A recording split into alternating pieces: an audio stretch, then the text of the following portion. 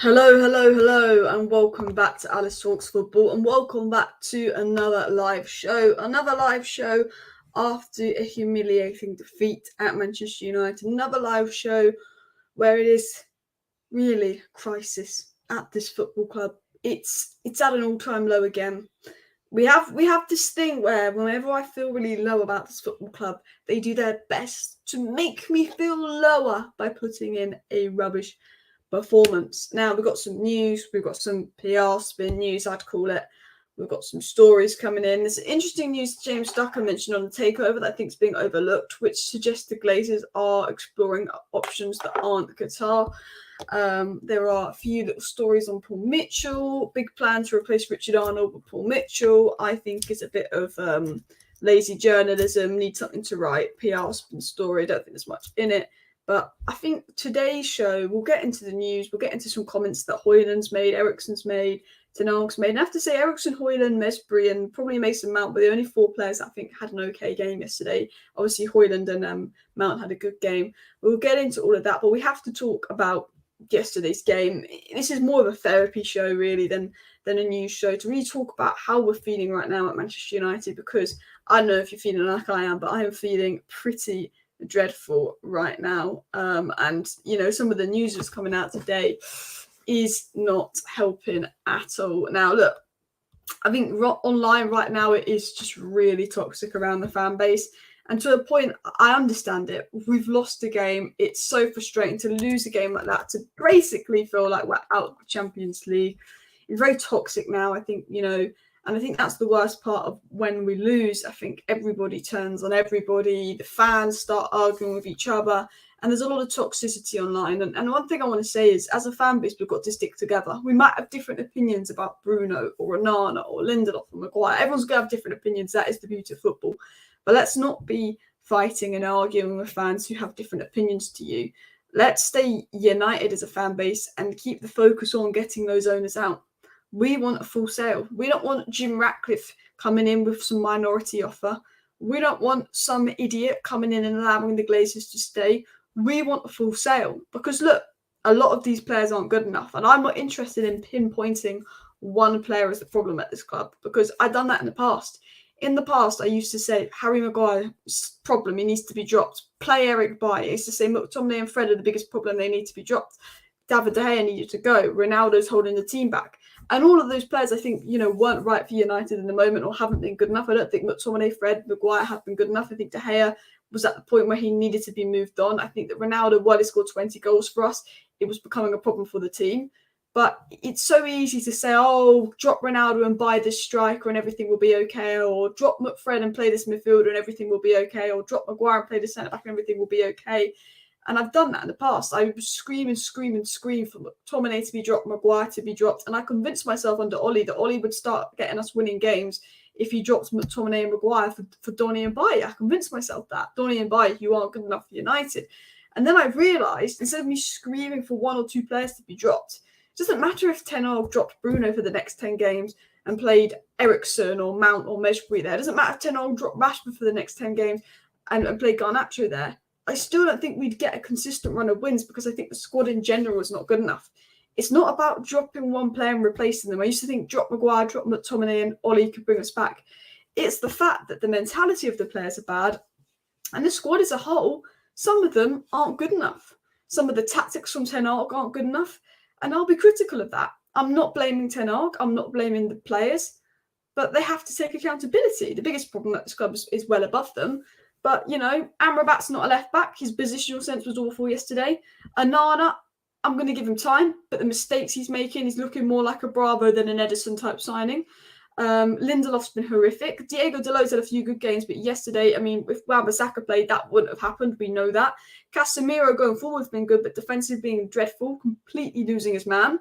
Bruno Fernandes on the right wing, that says it all. We all know what Bruno's like on the right wing. Marcus Rashford is playing with no confidence. This is a team with zero mentality, zero confidence, zero United.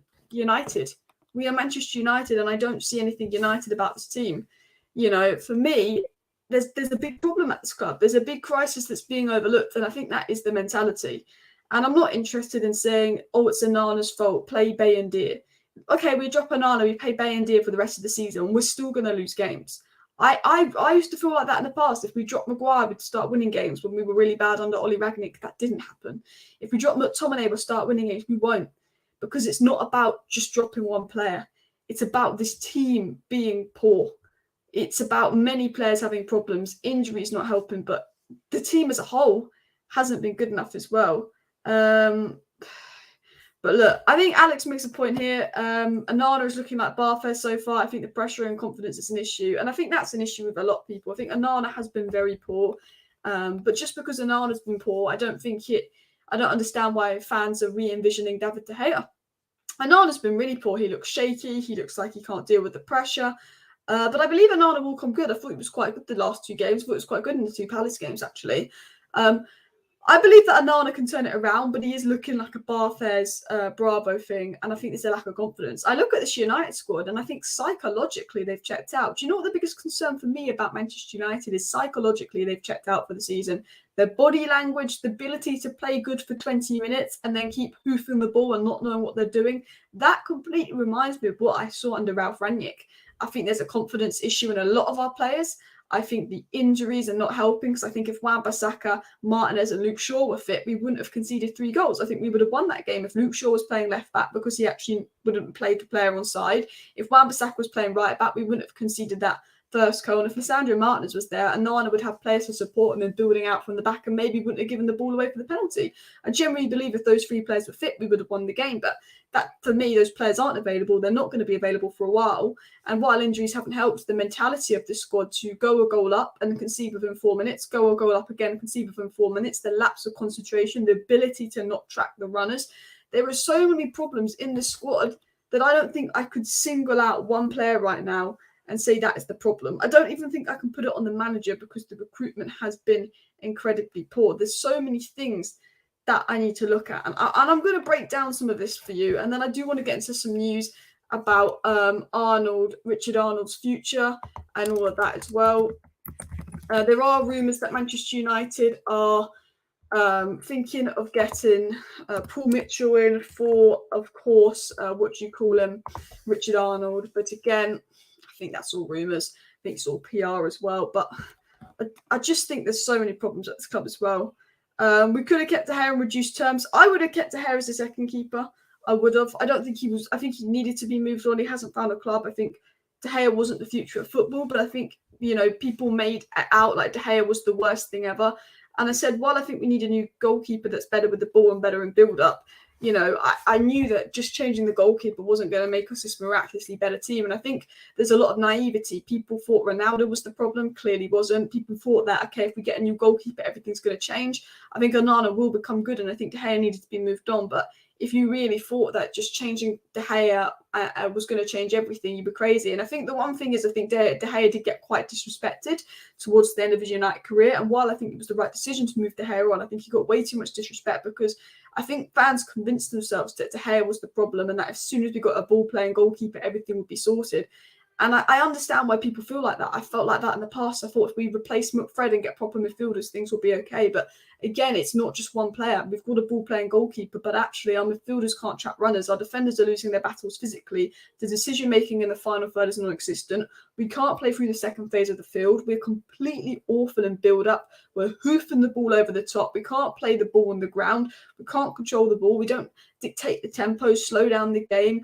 We're losing our runners, out of position. Players aren't getting back. There's so many problems that it's not about, okay, let's put Bayendier in goal over Onana. It's not about let's play Amrabat and DM and rest Casemiro. It is, this whole club is a complete mess. Ten Hag needs to change the things, and I am Ten Hag in, because it doesn't matter if we sack Ten Hag. Whoever comes in to replace him will have the same problems, because the mentality of the squad, the mentality of the players is not good enough. There's too many problems at this club, and I will stay Ten Hag in, and I will back Ten Hag in. But what is Ten Hag doing? I do think that favouritism is going to cost him. The tactics, I don't see an identity. Yes, things are bad. Yes, you've got injured players. But the pressure is on Ten Hag, and I'm worried that he's crumbling. And I think Ten Hag needs time. I think Ten Hag really needs time. I think a lot of the players, a lot of managers need time. Arteta got time as well, and I'm all for giving Ten Hag time. I think he needs the time. But the lack of identity is concerning. I think the injured players aren't helping. Our players are tired, playing too many matches, and injuries aren't helping. I think we're exhausted from last season, a bit like Liverpool were. Liverpool were dreadful at the start of last season when they were in all 4 cup competitions to the end. I think it's exhaustion. I think it's fatigue. I think it's injuries. I think that we just have a weak-minded squad in general. We've seen it under Ollie, under Jose, under Van Gaal, and that under Rangnick, and now under Ten Hag. When things get bad, a lot of our players, they mentally check out. They mentally check out for the season. And that is what winds me up, mentally checking out, which I think is unacceptable. I think there's so many problems that while I have some criticisms of Ten Hag and there's some things that he's not doing right, I'm worried he's not going to get the time to sort it. I'm all for giving Ten Hag to the end of the season, even if he finishes 12th, even if we get knocked out of the Champions League group stage. Because I generally, unless Pep Guardiola's knocking on the door saying he wants to be the next Man United manager, then I will happily sack Ten Hag if Pep Guardiola's there. But I generally think whoever comes in to replace Ten Hag will be in this position again. And whoever comes in to replace the person that replaces Ten Hag will be in this position again. It's a cycle we've had too many times over where I think it goes beyond a managerial change. The same cycle continues. There's player attitude problems. There's problems at the top. So I will back my manager. I will give him to the end of the season. While I'm critical of him and a few things he's doing, this guy needs time. Fergie needed time. Arteta needed time. You know, Rome wasn't built in a day. But I have to criticise Ten Hag. And I think H made some really good points on Twitter, which I do agree with. And look, I'm obviously Ten Hag in, but he said this. He said, in my eyes, today was a massive blow for Erik Ten Hag. Tactically, individually, and collectively, we were well beaten when there was a clear pathway for us to assert ourselves in the game, to control it and sustain pressure to win.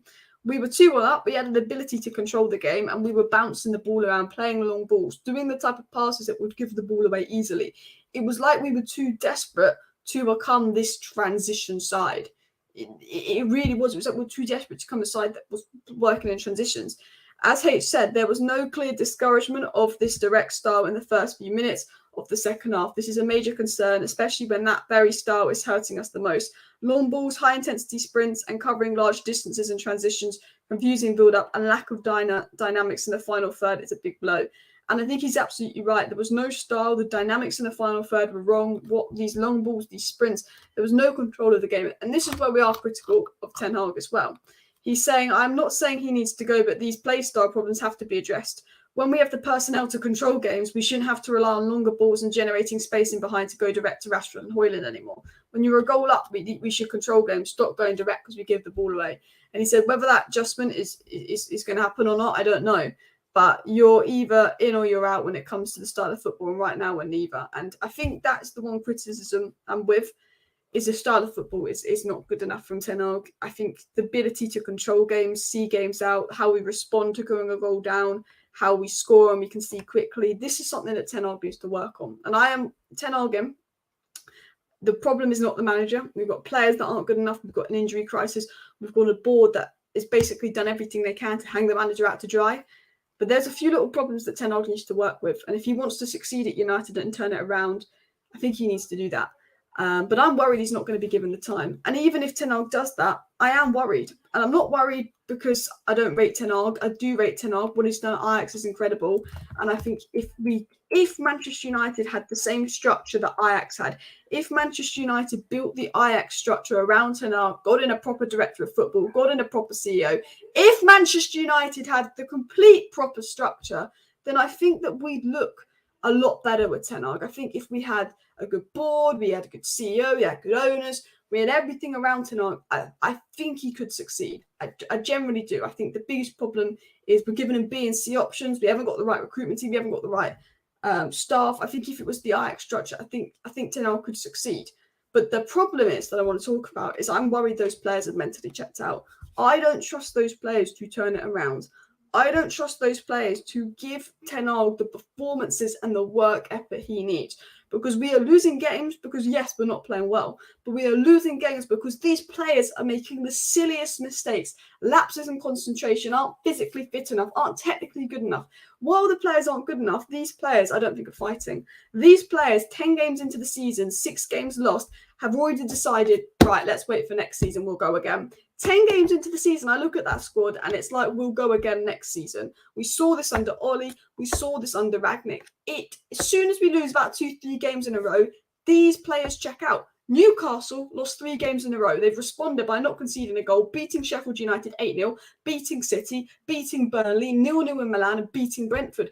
Newcastle are 5 games unbeaten without conceding a goal after losing 3 in a row. Manchester United lose 3 games in a row. The players mentally check out. The season is over. There's a problem mentally at this club. And this is my biggest concern for Ten Hag. It's not that he can't turn it around. I think if he had the help from the people higher up at the club and he was given the time, I generally believe that he could turn it around. But I don't think the players are going to give him what he needs to turn it around, because I think these players have mentally checked out the season already, which I think is unacceptable as well. What's the quality like? Is it gone all blurry? Has it gone all blurry? Let me sort that out. A few people saying the quality's dropped, then it's probably my absolutely shocking Wi-Fi. And look, I do want to talk about a few positives. I do want to talk about Hojlund. I'm just going to share my screen because apparently the screen's gone a little bit blurry here. So I do apologise for my Wi-Fi as well. But I think our players are mentally, checked out as well. It's more about building a proper PL winning structure. Ajax structure thrives in the Eredivisie, finding gems and selling them off. Need a proper structure like top PL sides. Yeah, that's what I meant. Obviously not like Ajax buying players from South America, not like Brighton, but we need a proper structure like Manchester City. And even Arsenal have changed their structure. Even Liverpool have got a decent structure in recent years as well. Stream quality is okay. I don't know what's going on, but I've just got a notification to say the stream quality's dropped massively. Chris Waynes makes a good point. The problem is the midfield gets overrun like the last 3 seasons. Should have brought at least 3 class players there, and Onana and Mount was not needed. Look, I'm going to talk about this in a second. I want to say something, okay? Liverpool, they brought Szoboszlai, they brought McAllister, they brought Gravenberch, they brought Endo. And obviously they tried to get Lavia and Casado, but they got rejected. Liverpool did a midfield rebuild in 1 window. Liverpool were able to sign 4 Obviously, I don't really count Endo because they didn't get Lavia, but their goal was to get Lavia. They ended up getting Endo. Liverpool signed 4 midfielders in 1 window. 2 of those they did before their pre-season. Liverpool completely rebuilt their midfield. Szoboszlai, McAllister, Endo, Gravenberch. 1 window. Manchester United have needed to rebuild their midfield for 4 years. You make a really good point. But for some reason, unlike Liverpool, who can completely rebuild their midfield in 1 transfer window, refresh their midfield in 1 transfer window, it takes us years to rebuild our midfield. They didn't even want to sign Amrabat. He had to be on loan. Why can't we do what Liverpool do and go, you know what, this midfield needs a completely rebuild. Let's get Zambrano, this complete gem from, I don't know, Ecuador, that could be the next Casado. Let's get Palacios, someone that can replace Eriksen, and let's go all out for someone like Tchouaméni. Now, I don't think we're going to get Tchouaméni, but let's say we go for a Tchouaméni, we go for a Palacios, we go for a Zambrano, we get an understudy DM, we get a long-term Casemiro replacement, and we get Palacios that can be an Eriksen replacement. That is a midfield rebuild, but that requires spending money. That requires buying 3 players in similar positions. Liverpool rebuilt their midfield in 1 single window. 1 single window.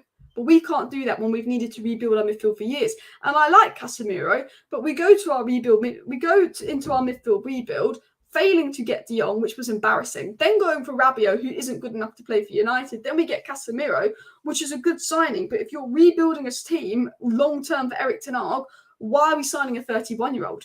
Do you know what I mean? No disrespect to Casemiro, it was a good signing. But our midfield rebuild has been basically Ten Hag begging for Amrabat on loan, who they didn't want to buy, who's not played in midfield. Casemiro, who was in his 30s, and Mason Mount, that has been good, but was he the complete midfielder we needed that actually solved our problems? No. Liverpool go out there, they get Szoboszlai, they get McAllister, they get Endo, they get Gravenberch, and they were trying to spend 100 million on Caicedo and Lavia. That is how you rebuild a midfield, and that is a big problem with our club. Our ability to rebuild is embarrassing. Thank you very much, Nick, for the super chat. Alice, I know you've said it was time to move on to De Gea, but I saw a stat today that said Onana has conceded 18 goals in his first 10 games. When was the last time De Gea did that, if ever? I mean, look, he conceded 7 versus Liverpool, 5 versus Liverpool. Do you know what? Onana hasn't been good enough, and I get your point. But this amount of times that De Gea would concede 7 against Liverpool, 5 against Liverpool, but De Gea would still probably be one of the best players in that game. It's sometimes, for me, goalkeeping, and this might sound crazy, it isn't about goals conceded and clean sheets a lot of the time. A lot of the time that's on the defence. Now, Onana was actually at fault for the penalty, which resulted us in going down to 10 men. And I think the 3rd goal, he should have come off his line quicker and saved that. But actually, yes, you look at the situation, it's not good for Onana. But yes, he's made a few mistakes in the Champions League, but De Gea made mistakes as well. We're conceding goals because our defence has been crap. It's not just Onana. Have you seen that there is a player not marked in our box every single time? There's a player at the top of our box. Whenever the opposition go on the attack and they cross it in from wide, there's always a player that's lost, and it normally comes from the midfield who's been completely lost by a midfielder. Casemiro loses their man, Eriksen loses their man, and that player is available completely free on the edge of our box to have a cross put into them, whip. Back post, crosses put in, there's a player completely free and unmarked. Diego Dalot losing a physical battle like that to Saha. We're conceding goals because our defenders are losing laps in concentration, not in position, and it's so easy for them to completely play through us after we concede a goal. We're conceding goals because the midfielders are losing their runners. We're conceding goals because we're overcommitting forwards so teams can run through us. We're conceding goals because physically we're not there. And we're conceding a lot of goals on set pieces because our set piece ability to defend is absolutely dreadful. So while I get that Onana hasn't been good enough, and Onana has been at fault for some of the goals we've conceded, you've also got to look at it and think, well, actually, look at the defending on the set pieces. Look at the midfield losing their runners. Look at the fullbacks losing their physical battles. Look at Lindelof getting done by that. Amrabat, you're playing a guy on side. Part of it is on Onana. He's at mistake for 3 or 4 goals that we've conceded, and that is not good enough for a goalkeeper, but goalkeepers make mistakes. But I think the amount of goals we conceded just goes down to way more than that. I look at some of our players and I'm thinking, they're not doing the basics. They're not doing the basics as well. And I'm sorry I'm talking really loud, but someone is screaming in the background on the phone, which is really distracting as well. Man United being ran by businessmen and not sports people is probably one of the biggest problems right now as well. And the midfield's not working, and I agree with that. The midfield's not working. I get why Eriksen was brought on to add control, but the dynamic of the midfield is not working as well. And what worries me is the athleticism of the Man United squad is not good enough as well. De Gea had mistakes coming into his game, without a doubt, but he made many world-class saves even last term. And I hold my breath every attempt. And I think this is the most valid point that Alex makes. What De Gea makes mistakes, Onana makes mistakes, but De Gea made those world-class saves to make up for those mistakes. We haven't looked at Onana and gone, what a world-class save yet. And while we brought Onana for his ability on the ball, his ability to play the ball, and at times Onana was actually heavily involved in the second goal. The second goal that Hojlund scored doesn't happen if Onana's not there. I will say that. But we haven't seen enough from Onana on the ball quite yet either. He's been part of goals. He's been better than De Gea on the goal, but we haven't seen enough from him on the ball. And I think with De Gea, he made mistakes just like Onana. He made wonder saves. Onana isn't making those wonder saves, and that is worrying. But I still think De Gea had to go. And while Onana might not be the right replacement, I do think we had to move on to a modern goalkeeper. And I think the amount of goals we're conceding, while I think Onana is at fault for some of them, I just think it goes beyond just Onana's problem as well. Watched him every game, 21's first season since he joined, and no one calls him Mejbri. It's Hannibal. I love your content, but get on my nerves with this Mejbri nonsense. Some commentators call him Mejbri, but I will call him Hannibal more. I call him Hannibal. I call him Mejbri. We switch it up as well. And what's this, Alice? What do you mean? What's this? I honestly would have preferred Costa over Onana. His release course was cheaper than Onana in the first month of the window as well. Was it? Do you know what? I said this. I said, look, Diego Costa was my first choice goalkeeper, but he wasn't convincing in the World Cup on the big stage. Onana was convincing in the Champions League final on the big stage.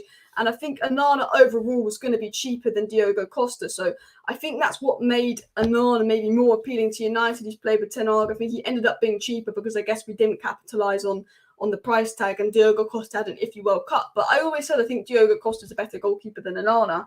But I wasn't that bothered which one we went with. I hadn't watched enough of Onana or Diego Costa to basically say it's got to be this one, it's got to be that one. I just said I think maybe we need a modern keeper. Alice, what's your thoughts on having all the Fenerbahce fans in the Old Trafford side? That's a disgrace. Not Fenerbahce, Galatasaray.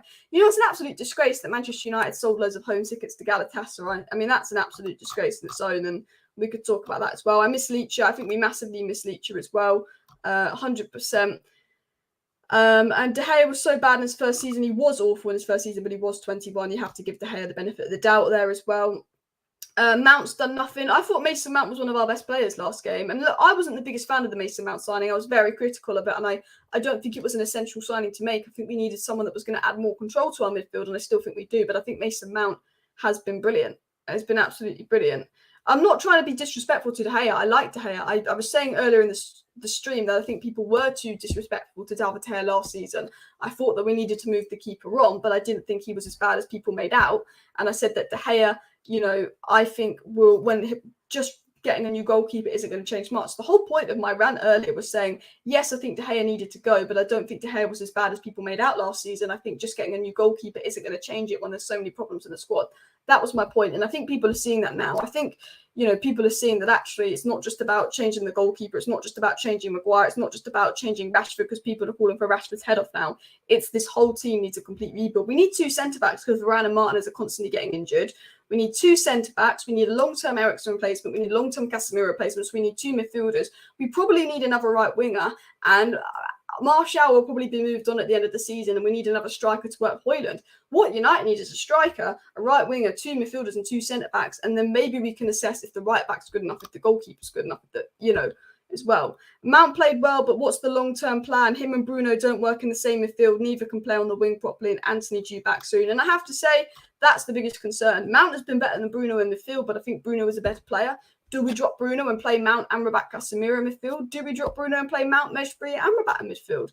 I'd like to see Mount, Hannibal and Amrabat have a go in midfield, but I like Bruno and I like Mount. Mount's been really impressive, but you make a good point. Can they play together? I don't think they can as well.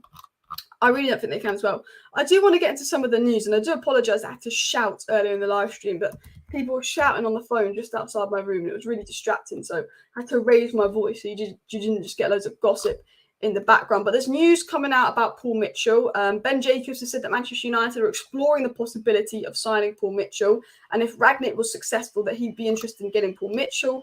There's rumours that Manchester United have plans to replace Richard Arnold with Paul Mitchell, but again, I think that is a complete PR spin, in all honesty. I think we're going to sack Richard Arnold and bring in Paul Mitchell is absolute PR spin. I think it's absolutely, the fans are annoyed.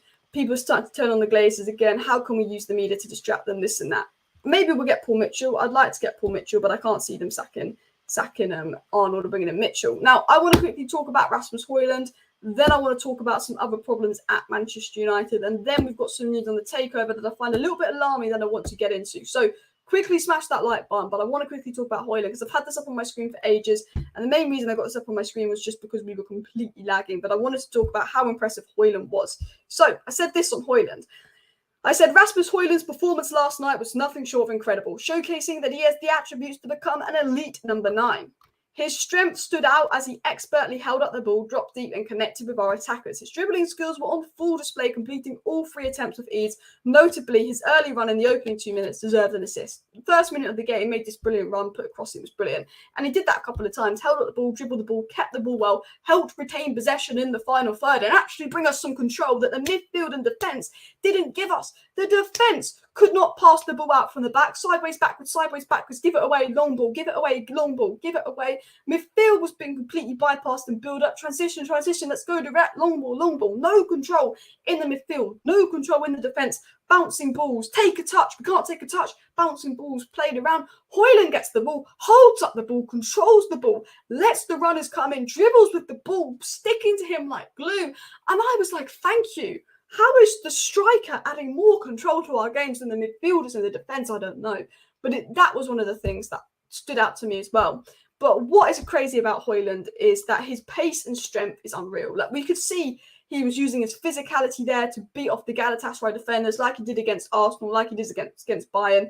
And you could see his pace for the second goal, broom, broom, running in behind. The second goal was fantastic. But if you actually look at all his finishes, first goal, proper number 9's finish. The ruled out goal, his composure to hold up the ball, bosh it in there was fantastic. The third goal, brilliant run, brilliant finish. The composure to put it back in the back of the net for the third one. And I said, despite the limited service he's received, Hojlund made every chance he counts. Every chance Hojlund got, he counted. Because he's put the ball in the back of the net 5 times and he's had about 5 chances. Only 3 of them are counted. This guy's got no service, but he is there. He puts the ball in the net with his head, with his feet. He can dribble the ball. He can run at the players. I've been really impressed by Rasmus Hojlund because every time he gets the ball, he can produce something. And that was fantastic. And I have to say this, Rasmus Hojlund is one of the few bright sparks at Man United right now because a lot of those players are an absolute disgrace to this football club right now. I tell you that now. And it's obviously very early days and people say, oh, you're hyping this player up. Read the last paragraph, which I wrote. very early days, but he showcased that he has the core attributes needed to be an elite number 9. I'm not saying he's going to be world class. He could flop like many of our other players. But I'm saying what I saw from Rasmus Hojlund, his technical ability, his intelligence to hold up the ball, the runs, the physicality, the things that he showed, which some of them are the basics, but his strength, his pace, his confidence, his composure, and his positional sense, he has the ability to be an elite number 9. The problem is he's going to be playing with ponies around him. He's going to be playing with ponies around them that won't be putting in the right kind of crosses and passes. And that's what's going to be frustrating about that as well. Thank you very much for the super chat, Nick. Says a lot in a game that we lost that Rasmus got man of the match. Yeah. And look, I'll be honest, to lose that game to Galatasaray was bad. To lose a game like that, we shouldn't have lost that bad. That was a must-win game. And Galatasaray aren't a good team. We should have not lost that game. But I have to say this. We were okay in moments. Until the red card, until we went down to 10 men, we were actually all right for most of the game. It's just that we had ourselves to blame because instead of playing, what we didn't do is slow down the game. We go 1-0 up and then we're playing erratic football. Transition, direct. Keep going to Rashford, keep going to Hojlund, direct. You're 1-0 up. We don't need to go direct. We can just pass the ball around, play the ball around. And I don't know if it's because we don't have midfielders that can progress the ball, that can bring the ball forward. We don't have people that can break the lines in the second phase of the pitch that we feel the need to always go long. But it was very much like we go 1-0 up, but then we play this type of football that's going to basically give the opposition loads of times to attack on us. We're going to give the ball away. One of the problems we have is we're scoring the goals, but then we're not controlling the game. So when we go a goal up, we need to go back, control the game, take a few touches, take the sting out of the game, work the ball, build up slowly through the players. I don't think we're doing that. And I think, we scored 5 goals in the last 2 Champions League games and we've got 0 points. And I do think we deserved the point versus Bayern Munich. And I do think we deserved the point versus Galatasaray. I don't actually think we deserve to lose both of those games, which some of you guys might call crazy, but we lost the game in the last 15 minutes with the red card versus Galatasaray. And we lost the game through sloppy defending versus Bayern Munich. We didn't deserve to lose against Bayern Munich or Galatasaray, but we were stupid defensively. We lapsed concentration. A silly mistake from Onana in both games cost us. What cost us the points was silly individual errors. So I think the fact that Rasmus Hojlund got man of the match and we scored 5 goals in 2 Champions League games is actually something quite promising. But what it's cost us is us failing to control the game after taking a lead up, which is on Erik ten Hag. And the second thing that is costing us is individual mistakes and lapse in concentration in defence. Actually, we did enough to get a point from Bayern Munich and a point from Galatasaray. And if you've got 2 points from 2 games, it's not ideal, but you sit there going, okay, win the 2 games against Copenhagen, win at Galatasaray away, and we're out of the group. But unfortunately, we're not going to be in that situation. I think that we are pretty much, in the Europa League. I do. But I think you make a point. Hojlund was man of the match, and he was brilliant. And I don't think the game was awful. I don't think it was good. I don't think it was good enough. I think that last 15 minutes was horrific. But I think if we don't go down to 10 men, we don't lose that game. Again, it's individual errors. It's lapse of control. The control did cost us for moments of the game, but we created the chances. We score 5 goals in 2 games and we don't get a single point because what is costing us is the most petty, basic defensive mistakes. It's embarrassing to lose. And because we should be beating that team comfortably, we deserve to lose. But we did enough to get a point out of both games. Like, maybe I'm being positive. Maybe I'm looking at this in too much of a positive mindset. But I generally believe that we did enough to get a point out of Bayern Munich, a point out of Galatasaray. But we threw it away from just the basic, stupidest mistakes, lapse and concentration, just common errors that we personally threw away. And maybe you'll disagree with that, but that's my opinion on it as well. I'd rather go out of Europe altogether rather than back onto Thursday nights. Maybe we just need one of those seasons to focus on domestic form. And you know what? I'm going to ask, guys, let me know in the comments your thoughts. Would you take going out of Europe completely, or would you want to go in the Europa League? And this is the thing. I don't think we're going to get in the top 5, and top 5 gets us back in the Champions League next season. So I think maybe winning the Europa League would be our best sense of getting back into the Champions League next season. But I don't think we're going to win the Europa League. I don't think we're good enough to win the Europa League. I think Liverpool are better than us. I think Aston Villa, they're in the Conference League. But Brighton are better than us. And they just got beaten 6-1 by Aston Villa. If I generally thought that we would win the Europa League, I would take going into the Europa League and I would take the extra games. But the fact that if we get knocked into Europa League, I generally believe that we will lose those games. I generally believe we will lose those games if we get knocked into Europa League. I'd probably take finishing bottom of the group and 3rd. Because I think if we get knocked into Europa League, we just get embarrassed 7-0 at Anfield again. And that's even worse. I think for me, maybe the too many games are costing us. Maybe too many games are costing us. Maybe we do need to get knocked out of Europe. For me, we need to get into the round of 16. Our group is easy, and we got knocked out of the group stage under Ollie, but at least we had RB Leipzig when they were good, and PSG is an excuse. What's our excuse now if we get knocked out of the group stage? Galatasaray, who haven't won a game on English soil in their history, we let them win 3-2 at home. Yeah. And Copenhagen have been good. They've given Bayern Munich and Galatasaray a good game. Don't think we're going to walk over Copenhagen. They've been bloody good. They'll probably beat us with the way we're playing, because anyone will beat us with the way we're playing. But I think for me, because I don't think we'll get anywhere near in the Champions League, for anywhere near in Europa League, I think I would finish bottom. Cheers, Nick, for the super chat. Regarding the takeover, Qatar don't seem to want to pay the 6 billion bill. So what would people prefer? So Jim paying 25% stake now and Glazers put in a couple of years, or another bidding war in 2 years? It's a difficult one, but I think another bidding war in 2 years. I think really we need a sale. We need a sale now. And Jim Ratcliffe wouldn't buy us out for at least 6 years. I don't think we have 6 years to wait. I think we need something. We need something now, in all honesty. But I think the longer it goes on like this, the worse we are. If for me, I think the Glazers couldn't wait 2 years. I think the Glazers need to cash in now. And the only reason they're holding out is because they see this new Super League could be coming about. They see this new Champions League format could be coming about, and they think there's a cash grab there. And I think that's why they're waiting around longer. But I hope that all of those possibilities fall through and there's nothing for them to want to stay. And I saw something from James Ducker that Swedish Rumble pointed out, and this does worry me.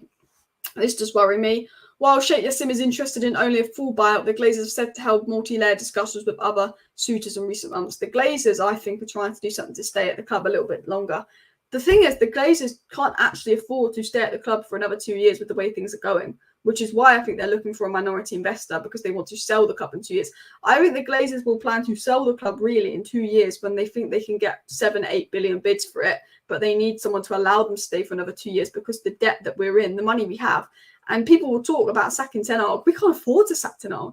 We can't actually afford to sack Ten Hag and appoint a new manager. We don't have the money, believe it or not. So I think we're in a position financially where we're so awfully off that actually, I don't know if the Glazers could stay 2 years. And I think, maybe they'll be looking for someone to allow them to stay for 2 years. And then maybe in 2 years' time, they think they can get 10 billion. But I'll say this now, Man United can't even afford to sack Ten Hag. People will talk about Ten Hag in, Ten Hag out.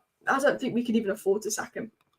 We are broke. And look, we're not as broke as we make out. We can spend money, but the finances, the lack of raw money available, the amount of debt that we have, the amount of problems we're in. Man United can't afford to go and buy a new manager. Can't afford to sack a manager, get a new manager in. We're an absolute mess. We're an absolute mess from top to bottom as well. The Glazers know the price of everything and the value of nothing, and I think you're spot on with that chat as well. Qatar will be gone in 2 years. Qatar will go by someone like Spurs, and it will just be more pain, honestly.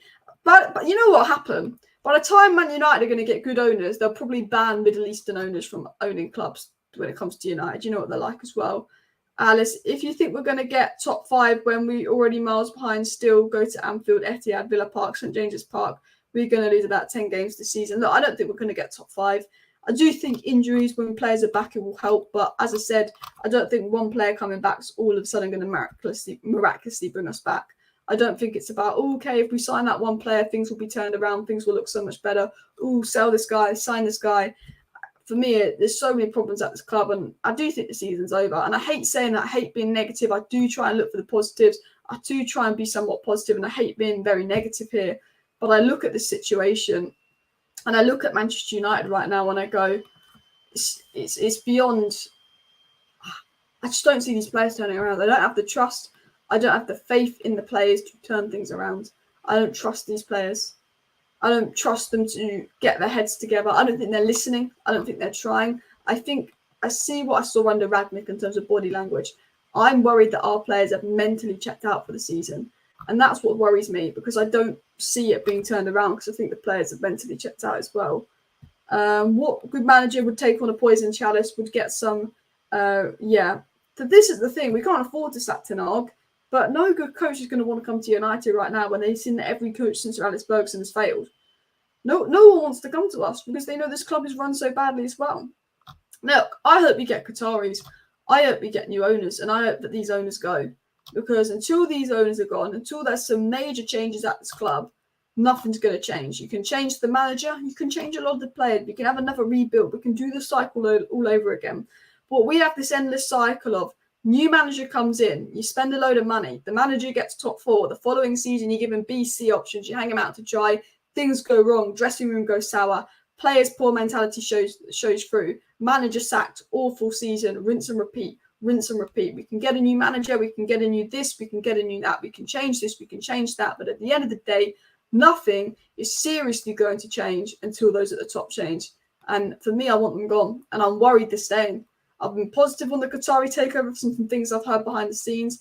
But the more and more goes on, the more negative I'm feeling. I want them gone. Anyway, look, this was a bit of a rant therapy video. I will be back tonight with more of a news update. Please do smash the likes on the video. Subscribe down below if you're new.